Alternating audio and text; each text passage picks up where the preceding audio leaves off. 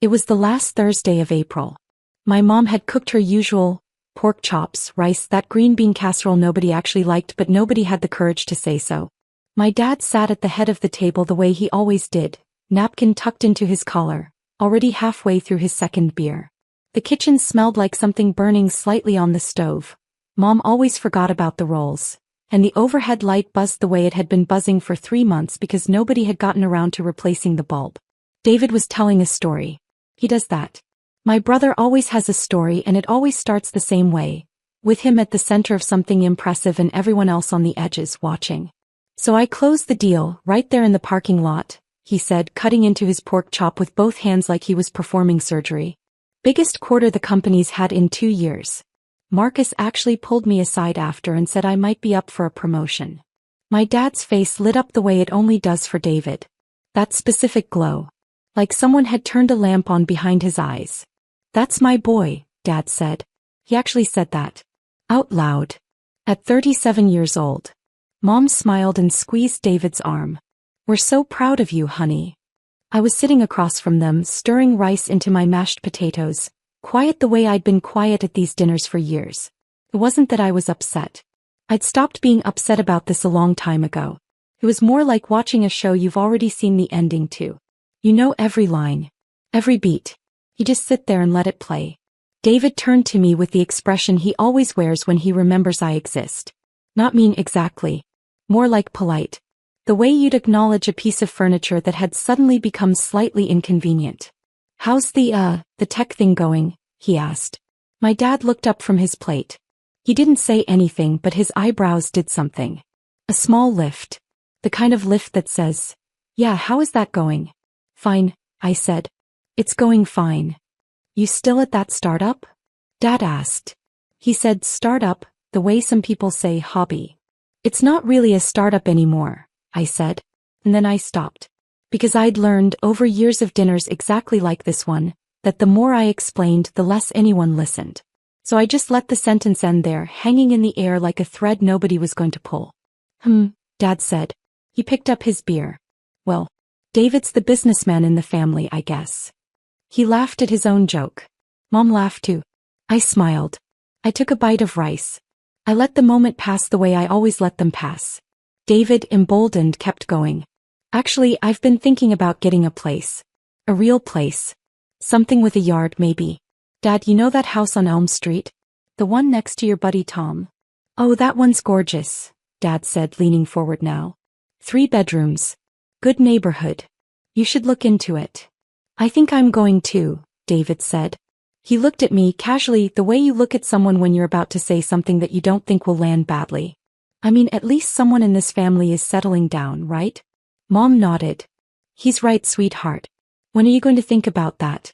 A house, stability, those things matter. When are you going to get a real job, Sarah? Dad said, still half laughing. A job people have actually heard of? He wasn't being cruel. That was the thing that made it hard. He genuinely believed what he was saying. In his mind, a job people had heard of meant something like where he worked. Harwood and Associates. A mid-tier consulting firm with 43 employees and a website that looked like it was built in 2009. But it was steady. It was safe. Paid a pension. And in my father's world, that was the definition of success. I nodded. Maybe someday, I said. And I meant it as a joke. But nobody laughed. We finished dinner. Mom cleared the plates. Dad turned on the television. David checked his phone and said he had to get going. He and his girlfriend were meeting friends for drinks. He hugged Mom, clapped Dad on the shoulder and waved at me on his way out the door. Drive safe, I said. Yeah, he said. And he was gone. I helped Mom with the dishes without being asked. We stood side by side at the sink, her washing, me drying, the way we'd done it 100 times before. She didn't say anything for a while. Then, softly, without looking at me. He means well, you know. Your father. I know, I said. And I did know. That was never the question. That was the last Thursday of April. 5 months later, everything my father believed about me, about what I was worth, what I had built, would be demolished in a single afternoon. Not by me. Not by anything I said or did. Simply by him walking through a door. My name is Sarah Chin. I am 34 years old. I live in a one-bedroom apartment on Maple Street with a couch I bought at a thrift store and a coffee maker that's older than my nephew. I drive a 2018 Honda Civic with 94,000 miles on it. The paint on the back bumper is chipping. When people ask me what I do for work, I say, I work in tech. And then I wait for them to lose interest, which usually takes about 4 seconds. They always lose interest. Because that's what I want them to do. The truth I have not shared with my family in any meaningful way for the better part of 6 years, is this: I am the founder and CEO of a company called Meridian Tech. Meridian is a B2B enterprise software platform. We build the kind of tools that large companies use to manage their data, their workflows, their entire operational infrastructure. We have 280 employees across 3 offices. We were valued at $340 million at our last funding round. We bring in $87 million in annual revenue. Last year, TechCrunch featured us in a roundup of the fastest-growing enterprise platforms in the country. We have clients in 17 states. 3 of them are Fortune 500 companies. I built it from nothing. From a laptop in a coffee shop in 2017, when I was 26 years old and had $4,200 in my bank account. I coded the first version of the platform myself. Every line, every function, every interface. I pitched investors while wearing the same blazer I'd bought at a consignment shop for $23. I worked 16-hour days for 2 years straight. I ate ramen for dinner 4 nights a week. I missed birthdays, missed holidays, missed a funeral for my college roommate's father because I had a pitch meeting I couldn't reschedule. And I told almost no one. Not because I was ashamed. Not because I didn't want to share it. I told no one because early on, back in 2019 when Meridian was still small but already profitable, when we had just closed our first real contract and I was sitting on something that I knew in my gut was going to be significant, I tried. I sat my parents down at this exact kitchen table, the same one where David tells his stories, and I said, Mom, Dad, I think the company is going to make it. I think it's actually going to be big. I remember the exact way I said it. Carefully. With hope. The way you say something when you've been holding it close to your chest for a long time and you're finally letting it out. My dad looked at me for a long moment. Then he said, That's nice, sweetheart. David just got promoted, by the way.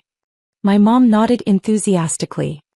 He's going to be a regional director by next year. Isn't that exciting? I sat there for about 5 seconds. And something in me just closed. Not dramatically. Not with anger. It was quieter than that. It was more like a door gently shutting. I smiled, said, That's great for David, and finished my dinner. After that, I stopped trying to explain. When they asked what I did, I gave them just enough to satisfy the question without giving them anything real. I work in tech. I do some software stuff. It's pretty boring, honestly. And they never pushed. They never asked a single follow-up question. Not once. Not in 6 years. Not a single, oh, what kind of software? Or, how many people work there? Or, are you doing well? The concealment wasn't hard. It was almost natural by that point. What was harder was the money. My family had been coming to me for cash for as long as I could remember, and I had been saying yes for almost as long. Not because they asked nicely. Not because the requests made sense. Because I felt guilty. Because somewhere underneath all of it I still believed that if I was generous enough, if I gave enough, if I was useful enough in the one way they seemed to notice, maybe they'd see me. Not just as the quiet one. Not just as the one who didn't matter. As someone real.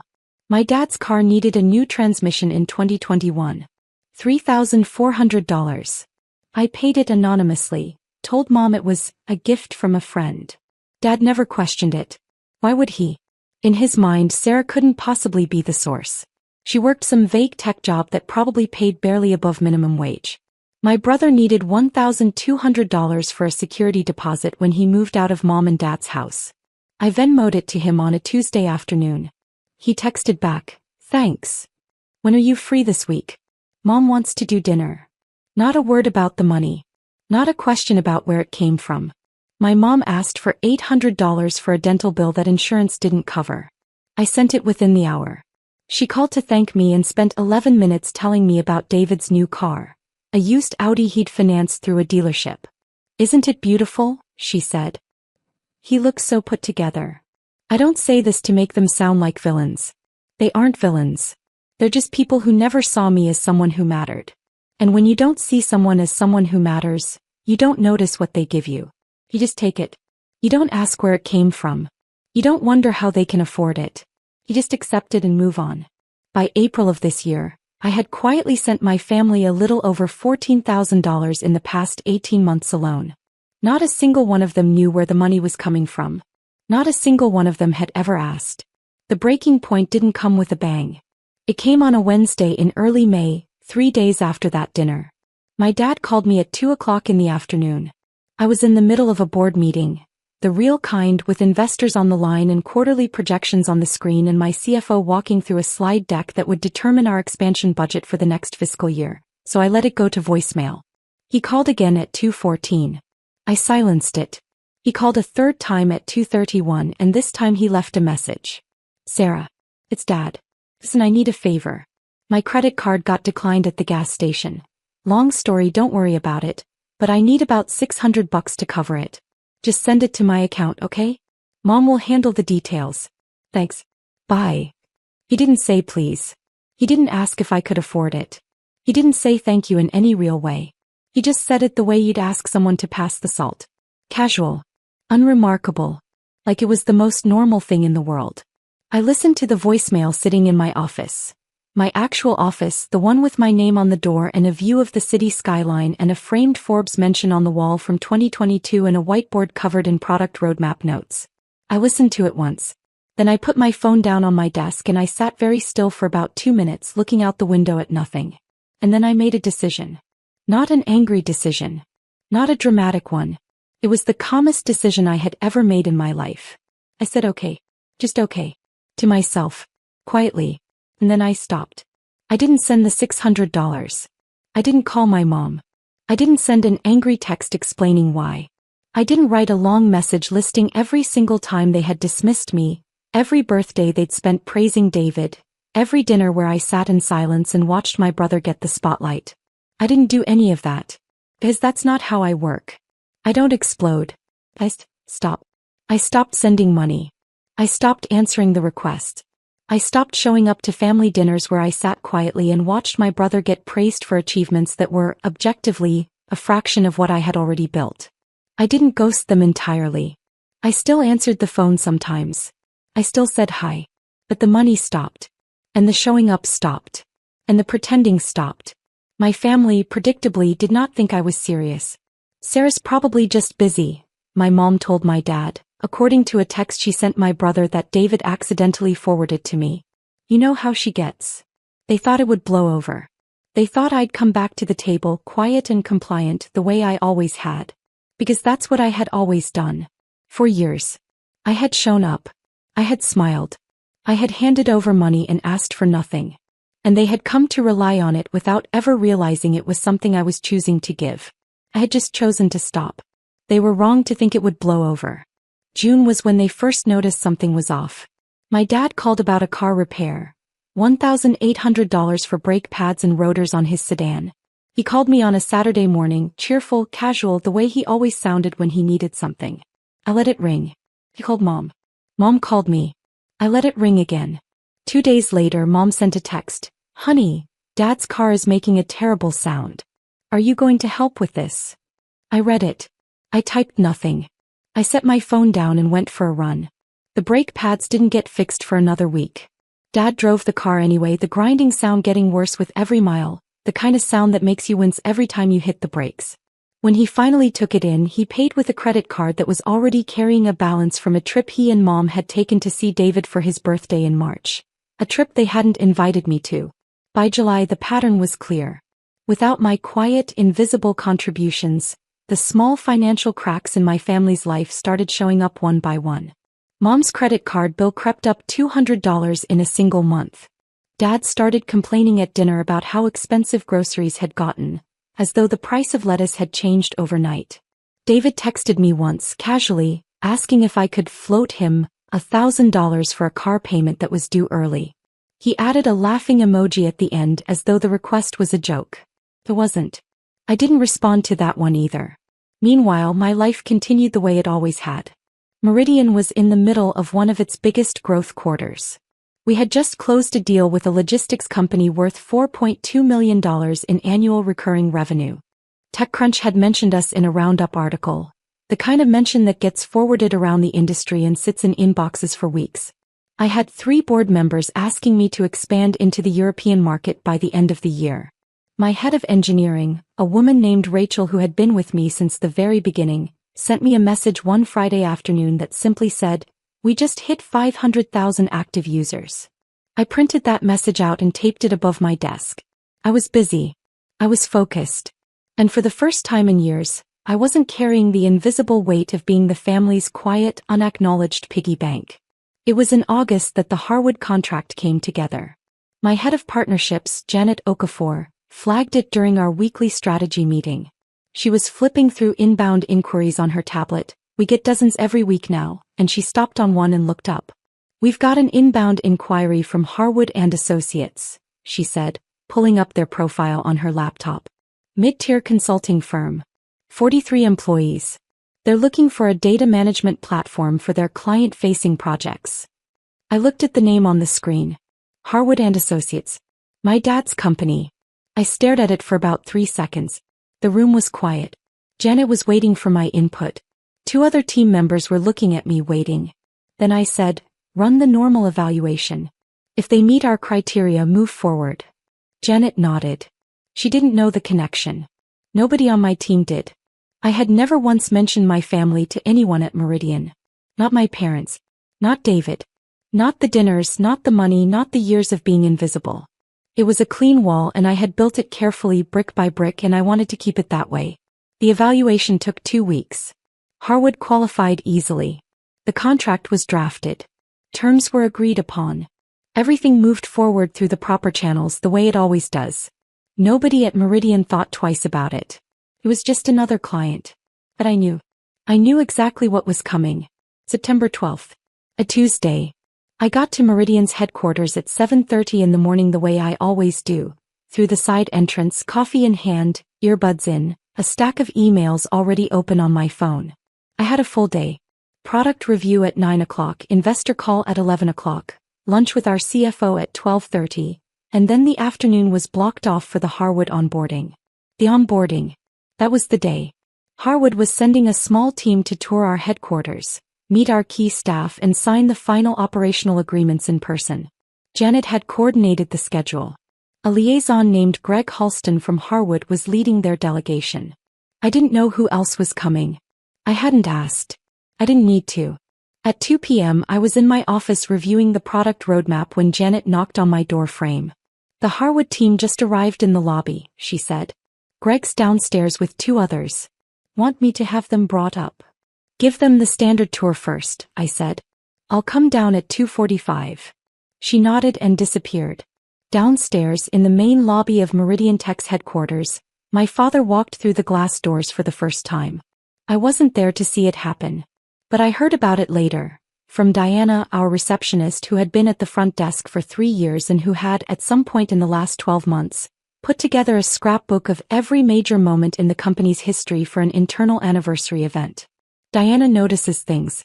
She's the kind of person who remembers faces, remembers names, remembers the exact expression someone was wearing when they walked through the door. Diana told me this is what happened. Greg Halston walked in first, badge already clipped to his jacket from a previous visit to another vendor. He smiled at Diana, said, "Harwood delegation, we have at 2 o'clock, and she started pulling up their arrival forms on her computer. Behind him 2 men walked in. One was a younger associate named Patrick, mid-20s, nose in his phone. The other was my dad. Robert Chen walked into that lobby and stopped. He stopped the way you stop when you walk into a room and something doesn't add up. Not dramatically. Not like in a movie where someone gasps and staggers backward. He paused. His feet went still. His eyes moved. The lobby at Meridian is not ostentatious. We're not a tech company that spends $20 million on a foosball table and a slide between floors. It's clean. It's modern. White marble floors. Warm wood accents. A long reception desk in brushed brass. On the left wall, floor-to-ceiling glass panels displaying our company timeline. The founding in 2017, the first product launch in 2018, the Series A in 2019, the Series B in 2021, the Forbes mention, the industry awards, the client milestones. Each one dated. Each one documented. And on the right wall, the main wall, the one you see the moment you walk through the doors, there is a single panel. 8 feet wide. 12 feet tall. The founder's wall. It's not vanity. It's tradition in our industry. A way of anchoring a company's identity to the person who started it. Other tech companies do it too. Apple had Jobs. Google had Page and Brin. Meridian has me. My photo, a professional headshot, black and white, taken during a magazine shoot last spring, is centered on that panel. My name is printed beneath it in clean, modern typography. And below my name 4 words. Sarah Chen, founder and 12 feet high. My dad stood in that lobby and looked at that wall. Diana told me later that she watched his face go through something she couldn't quite name. It wasn't shock exactly. It was more like a slow recalculation. Like someone had just shown him a math problem he'd been solving wrong for 30 years and the correct answer was staring him in the face. Greg turned around. Robert? You okay? My dad didn't answer right away. He was still looking at the wall. Robert. That's. My dad started. He pointed at the photo. At my name. That's my daughter. Greg blinked. He looked at the wall. He looked back at my dad. Sarah Chen is your daughter? My dad nodded. His hands, Diana told me, were shaking. Greg didn't know what to say. Patrick looked up from his phone, confused. Diana, behind the desk, went very still. It was at that exact moment that Janet Okafor came down from the 3rd floor to greet the delegation. She walked into the lobby with her tablet, smile already in place, and stopped when she saw the look on everyone's faces. Everything okay? She asked. Greg pointed at my dad. This is Robert Chen. He says he's Sarah's father. Janet looked at my dad. Then she looked at the wall. Then she looked back at him. Oh, she said. Just that. There was a silence that lasted about 4 seconds. It felt longer. Janet recovered first. She's good at that. At reading a room and moving through it professionally regardless of what's actually happening underneath. Mr. Chen, she said, extending her hand. It's a pleasure. Let's get you all set up. It was at that moment that Marcus Webb walked into the lobby. Marcus is Harwood's senior VP, my dad's boss. He had come to Meridian for the signing ceremony later that afternoon, arriving separately from the delegation. He walked in with his coat over one arm, phone in the other, and stopped when he saw the group clustered near the reception desk with their slightly stunned expressions. Greg, he said. Everything goes smoothly? Greg hesitated. He looked at my dad. Then back at Marcus. Actually, Marcus, this is Robert Chen. He's on your team. And apparently. Greg gestured at the wall. At my name. 12 feet high. Marcus looked at the wall. Then he looked at my dad. Something shifted in his expression. Not surprise exactly, but a sharp and immediate recalculation. He knew my name. He had seen me speak at 2 industry events. He had read the same articles everyone else in that room had read. Robert, Marcus said slowly. Sarah Chen is your daughter. My dad said nothing. He just stood there looking smaller than I had ever seen him look. Marcus didn't push it. He's too professional for that. He just nodded once and said, well, small world. And then he turned to Greg and started talking about the signing documents, and the conversation moved on the way conversations do when everyone in the room is pretending something didn't just happen. But something had changed. The air in that lobby was different now. Greg, Patrick, Diana, Janet, Marcus. Every single person standing in that room had just watched Robert Chen find out that the company his firm had signed a contract with was built by his own daughter. The daughter he called the tech thing at dinner. The tour continued. Greg led the Harwood team through the 1st floor, the open-plan workspace where 62 engineers sat coding, the glass-walled conference rooms, the wall of client logos that included 3 Fortune 500 companies. My dad walked through it all in silence, his eyes moving from one thing to the next, recalculating. At one point they passed a monitor in the hallway that was displaying the company newsletter, an internal publication we send out every 2 weeks. The current issue had a photo of me at an industry event in San Francisco, shaking hands with the CEO of one of our biggest enterprise clients. The headline read, Meridian closes record Q3. My dad stopped in front of that screen for a long time. Patrick asked if he was okay. My dad said he was fine. They made it to the 2nd floor. Janet showed them the Partnership Operations Center, the team that would be handling the Harwood account day to day. She introduced Greg to the account managers. She walked them through the onboarding timeline. And then at 2:43 p.m. Janet's phone buzzed. She glanced at it, nodded and said, "Sarah's available. Let me bring you up to meet her." The elevator ride to the third floor was quiet. My dad stood in the back corner, arms crossed, jaw tight. Greg was making small talk about the building. Patrick was on his phone again. The doors opened. Janet led them down a short hallway, past the CFO's office, past the product team's bullpen, past a wall of framed press coverage, and stopped at a door with a frosted glass panel. On the panel in simple black letters, Sarah Chin. Janet knocked twice and opened the door. I was standing by the window, coffee in hand, looking out at the city. I turned around when they walked in. I saw Greg first, then Patrick. Then I looked past them, and there was my dad, standing in the doorway of my office, in my building, looking at me the way you look at someone when you realize for the first time that you have been fundamentally wrong about them for a very long time. I didn't smile. I didn't frown. I just looked at him for about 3 seconds, and then I shifted into the same professional calm I use in every meeting. "Greg," I said, extending my hand. "Good to finally meet you in person. Janet's told me great things about the Harwood team." Greg shook my hand. "Miss Chin, the pleasure is ours. This is a beautiful operation you've built." "Thank you," I said. I looked at my dad again. He was standing slightly behind Greg, not quite able to look at me directly. His hands were at his sides now, but his fingers were doing something, curling and uncurling slowly the way they do when he's nervous. I'd seen that 1,000 times in my childhood. Before job interviews. Before arguments with Mom. Before anything that made him feel small. "Dad," I said, quietly. Not for the room. Just for him. He looked up. His mouth opened. Nothing came out. I let the silence sit for exactly 2 seconds. Then I turned back to Greg. "Janet, can you take Greg and Patrick through the final contract review on the 4th floor?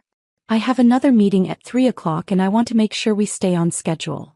"Of course," Janet said. She guided Greg and Patrick toward the door with practiced ease. As they filed out, I caught Greg's eye. "Greg, make sure Mr. Chin gets everything he needs. He's important to us." Greg nodded, confused but polite. Patrick didn't look up. My dad was the last one in the doorway. He stood there for a moment after the others had passed. "Sarah," he said. His voice was different. Quieter than I'd heard it in years. I looked at him. I didn't walk toward him. I didn't close the distance. I just stood by my window in my office in the building I had built from nothing, and I let him see me. "We can talk this weekend," I said. "If you want to." He nodded. Once. And then he turned and walked out. My dad called me 23 times that evening. The first call came at 4:17 p.m., 15 minutes after he left the building. I let it ring. The second came at 4:22. I let that one ring too. By 5 o'clock there were 7 missed calls and 3 voicemails. I didn't listen to the voicemails until later that night, sitting on my thrift store couch in my 1-bedroom apartment, a glass of water on the coffee table, the city quiet outside my window. The first voicemail was almost incoherent. My dad's voice was tight, strained, like he was trying to hold something together that kept wanting to fall apart. "Sarah, it's Dad. Call me back. Okay? Just call me back." The second one was quieter. "I didn't know. I swear I didn't know. I mean, I knew you worked in tech, but I didn't. Sarah, $340 million? Is that real? Call me." The third voicemail was the one that got me. His voice broke. Not dramatically. Not in a way he'd ever admit to if you asked him about it later. But it cracked, right in the middle of a sentence, the way it does when someone is trying very hard not to cry and failing just slightly. "I'm sorry," he said.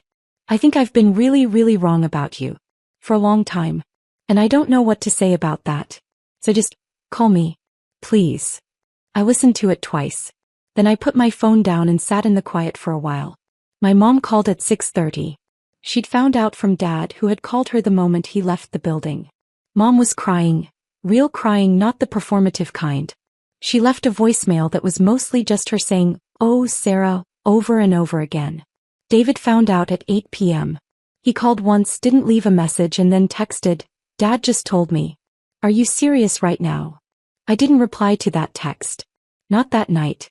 The extended family learned about it over the next 48 hours, the way news travels in a family like ours, through phone calls, texts, and at least one post from my Aunt Karen that generated 17 comments in 2 hours. At Harwood, the impact was quieter but no less real. Marcus Webb, the senior VP who oversaw the Meridian account, pulled my dad aside the next morning. Marcus had met me twice before at industry events. Once in Boston, once in Chicago. He knew exactly who I was and what Meridian was worth. "Robert," Marcus said, sitting across from him in his office, "why didn't you ever mention your daughter?" My dad didn't have an answer for that. Or if he did, it wasn't one he wanted to say out loud. Marcus didn't make it uncomfortable. He's a professional. But from that point on, things at Harwood shifted in the way they always shift when someone discovers that one of their employees has been quietly connected to something significant that they didn't know about. It wasn't hostile. It was just aware. People looked at my dad differently. Not with contempt. With a kind of curious reassessment. Greg Halston texted Janet the next day. "Quick question. Is it normal for a client's family to show up during onboarding? Asking for a friend." Janet laughed when she told me that one. David was the one who surprised me the most. He didn't call again for 3 days. Then on Friday evening he sent me a long text. Not an apology exactly. David doesn't apologize easily. But something close to it. An acknowledgement. He wrote that he'd looked up Meridian online after Dad told him, and that he'd spent an hour reading about the company, and that he felt kind of like an idiot, his words, for never once asking me a real question about what I did. He ended the text with, "Dad's a mess. Mom's crying every 5 minutes. I think you should talk to them when you're ready. But not before. On your terms." I read that text standing in my kitchen at 9 p.m. on a Friday night, and it was the closest I came to crying through the whole thing. I didn't talk to my parents that weekend. Not because I was punishing them. I just wasn't ready. There was too much sitting in the space between us. Too many years of quiet dismissal. Too many dinners where I smiled and said nothing. Too many times I'd handed over money and asked for nothing in return except to be seen. I needed to figure out what I actually wanted to say before I said it. 3 weeks later, on a Sunday morning, my dad sent me a text. It was short. 4 sentences. "Sarah, I owe you an apology. A real one. Not on the phone. Can we get coffee?" I read it sitting on my couch, the same spot where I'd listened to his voicemails. The morning light was coming through the window. My apartment was quiet. The Honda Civic was parked outside with its chipping bumper paint. Everything looked exactly the same as it always had. I read the text once more. Then I set my phone down and went to make breakfast. I didn't reply that day. Not because I didn't want to, but because for the first time in my life I didn't have to rush to give my family what they needed. I had built something real. Something that 280 people showed up to every day.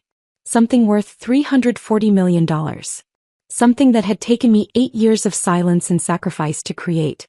And it wasn't going anywhere. The coffee could wait until Monday.